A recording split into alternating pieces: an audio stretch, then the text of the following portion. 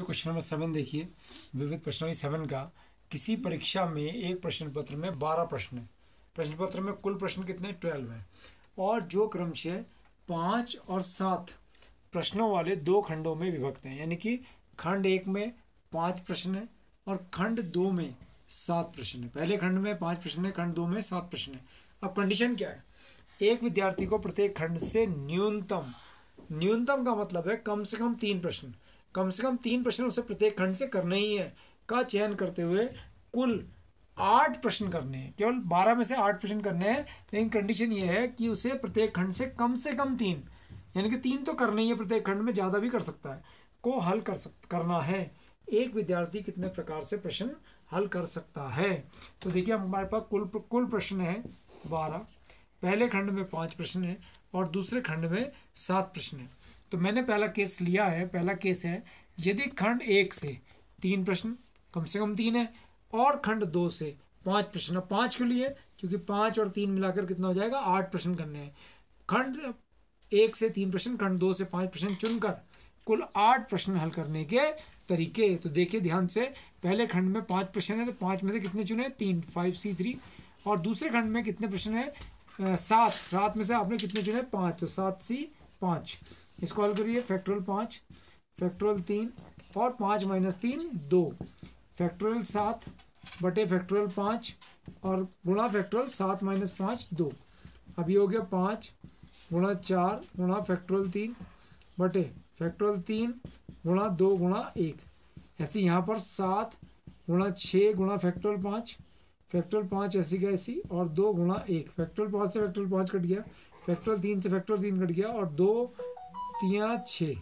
ठीक है, यहाँ 2 दूनी 4। तो यहाँ पर अगर देख रहे हैं 5 दूनी 10 हो गया और 7 21, 10 गुणा 21 यानी कि 210 तरीके हैं पहले केस फर्स्ट से प्रश्न हल करने के लिए। जब पहले खंड से 3 प्रश्न लिए जाते हैं और दूसरे खंड से 5, न्यूनतम 3 ले जा रहे हैं ना। केस सेकंड में आ जाओ। केस सेकंड क्या है? यदि पहले खंड से हम 4 ले रहे हैं और दूसरे खंड से भी हम कितने लेने पड़ेंगे 4, 4 और 4 मिलाकर कितने हो जाएंगे 8 हो जाएंगे। ठीक है, न्यूनतम 3 तो हमें लेने ही है, 3 से ज़्यादा भी ले सकते हैं। प्रश्न चुनकर कुल 8 प्रश्न हल करने के तरीके। तो पहले खंड में कितने प्रश्न थे 5 में से कितने चुने 4, 5C4। और दूसरे खंड में कितने प्रश्न है 7 में से आपने कितने चुने 4, तो 4 और 4 मिलाकर 8 हो गए।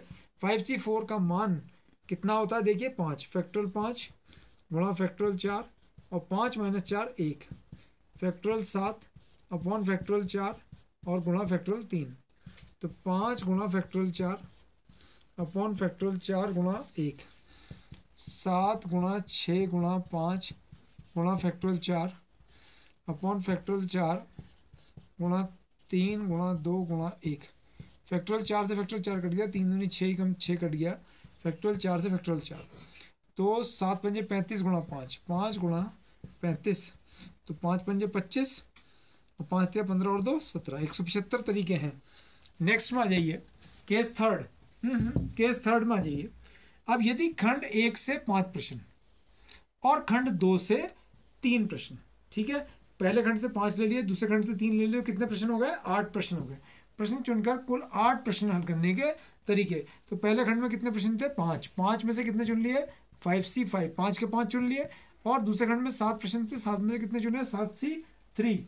तो अब देखिए 5C5 को सॉल्व कर रहा हूँ। Factorial 5 upon factorial 5 into factorial 0 गुणा factorial 7 upon factorial 3 into factorial 4।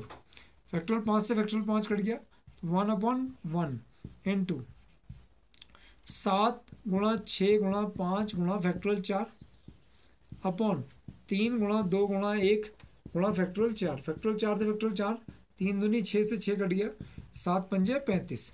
अब देखो केस फोर्थ क्यों नहीं बन पाया? क्योंकि जब आप खंड 1 से मान लो 6 प्रश्न लेते हो तो खंड 1 में तो 6 प्रश्न है ही नहीं। वहाँ कितने हैं 5 ही हैं, तो 6 में से 5 तो ले नहीं सकते। और अगर यहाँ 6 लेते हो तो यहाँ कितने लेने पड़ेंगे 2, तो 2 तो यहाँ ले नहीं सकते क्योंकि प्रत्येक खंड से कम 3 प्रश्न हमने करने अनिवार्य हैं। तो देखिए अगर आप पहले केस में आते हैं, यहाँ ये पहले केस में आते हैं, अगर आपने पहले केस से प्रश्न हल कर दिए, यानी कि पहले खंड से 3, दूसरे खंड से 5, तो दूसरे और तीसरे केस से हम प्रश्न हल नहीं करेंगे। अगर दूसरे केस से हल कर दिया आपने, यानी कि पहले खंड से 4 और दूसरे खंड से भी 4 प्रश्न हल कर दिए, तो ना तो पहला केस होगा ना तीसरा केस होगा। और अगर आपने तीसरे केस से हल कर दिए, यानी कि पहले खंड से 5 लिया और दूसरे खंड से 3 लिए, तो ना तो आप पहले केस से प्रश्न हल करोगे ना तीसरे केस से प्रश्न हल करोगे, ना तो पहले से ना दूसरे से। तो इस प्रकार क्या हुआ, ये घटनाएं जो 3 घटनाएं बनी है, case first, case 2, case third, ये तीनों परस्पर अपवर्जी घटनाएं हैं। क्योंकि अगर पहला केस से हमने प्रश्न हल कर दिए तो दूसरा और तीसरा नहीं होगा, अगर दूसरे केस से प्रश्न हल कर दिए तो पहला और तीसरा नहीं होगा, अगर तीसरे केस से प्रश्न हल कर दिए तो पहला और दूसरा नहीं होगा। तो इस प्रकार देखिए ध्यान से, इस प्रकार कुल 12 प्रश्नों में से 8 प्रश्न हल करने के कुल तरीके, यदि प्रत्येक खंड से न्यूनतम 3 प्रश्न हल करने हैं तो क्या होगा, तीनों को जोड़ेंगे। क्यों जोड़ेंगे, क्योंकि ये परस्पर अपवर्जी घटनाएं हैं। और बड़ा मज़ेदार उत्तर आने वाला है, 5 5 10 और 3 और 1 4 7 11 और 12 का 2 हाथ से लगा 1 1 और 1 2 और 2 4, तो 420 तरीके हैं इन 12 प्रश्नों में से 8 प्रश्नों को हल करने के तरीके, यदि हम प्रत्येक खंड से न्यूनतम 3 प्रश्नों को हमें सॉल्व करना है। ये बहुत इंपॉर्टेंट क्वेश्चन था बच्चों। इसी प्रकार क्वेश्चन नंबर 8 में आ जाइए अब आप। तो 8वां प्रश्न ध्यान से देखेंगे। देखिए 52 पत्तों की गड्डी है, तो हमारे पास पता ही है 52 पत्तों की गड्डी होती है जिसमें 5 पत्तों के संचय बनाने हैं, तो 52C5 उत्तर होगा। अगर केवल 5 ही पत्ते चुनने होते हैं तो 52C5 की संख्या निर्धारित कीजिए। यदि 5 पत्तों के प्रत्येक संचय में तथ्यतः एक बादशाह हो। अब जो 5 पत्ते चुनेंगे आप, उनमें एक क्या होना चाहिए, बादशाह। ऐसी क्वेश्चन हमने पिछली एक्सरसाइज में करा था, वहाँ 1 वाला था। तो यहाँ देखिए कुल पत्ते कितने होते हैं हमारे पास, 52 है। और कुल बादशाह, तो हमारे पास कितने बादशाह होते हैं, 4 बादशाह होते हैं। कितने बादशाह होते हैं, 4। तो शेष पत्ते वो पत्ते जिनमें बादशाह नहीं है, तो 52 - 4, तो कितने हो गए, 48। ठीक है, तो देखिए 52 पत्तों में से 5 पत्तों का संचय बनाने के या 5 पत्तों का संचय, 5 पत्तों के संचय की संख्या, किताब की लैंग्वेज लिखिए, संचय की संख्या यदि प्रत्येक संचय में, यानी कि उन 5 पत्तों में, प्रत्येक संचय का मतलब 5 पत्तों में, 5 पत्तों का एक संचय है ना, प्रत्येक संचय में 5 पत्तों में, प्रत्येक संचय में एक बादशाह होगा, एक बादशाह है। तो क्या आंसर आया, देखो बादशाह जो आप चुनोगे, एक बादशाह चुनना है, तो बादशाह कहाँ से चुना जाएगा, 4 में से, तो 4 में से एक बादशाह चुनने का तरीका 4C1 गुणा। ठीक है, अब शेष पत्ते कितना बचे, 48। 48 में से हमें कितने पत्ते चुनने होंगे, 4, तो 48C4। तो 4C1 की वैल्यू आप जानते ही हैं, तो इतना भी आंसर अगर आप लिखेंगे तो 4C1 की वैल्यू 4 ही होती है, तो 4 × 48C4 इसका आंसर आ गया।